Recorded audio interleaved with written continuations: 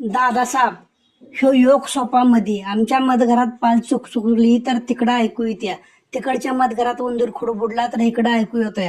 एकमेकीला धीर द्यायला मी कुठं घर सोडून मुंबईला चाललोय का काय? शाला का आली की आम्ही चौघी सोप्यातच झोपू, पण आत्याला आमच्याकडे राहू द्या. आणि शालाकाच्या लग्नात माझ्या पोटाला मुलगी नाही म्हणून अक्कानं आईचा मान मलाच दिला तर हे बी विसरू नका. मग तिचं पहिलं बाळत पण मीच करणार, तुम्ही नका काळजी करू. शेवंता, मान तो मान असतोय.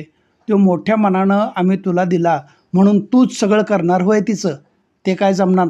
जमणार नाही कसं? जमायलाच पाहिजे. शाळा जाताना येणी फणी करायला काकू, अभ्यासात काय अडचण आली तर काकू, काय कमी जास्त मागायचं असेल तर काकू, लगीन झालं तर पाठ राखायला काकू, आणि आता बाळंतपणाला तेवढी आई होय, तिला विचारून बघा मग.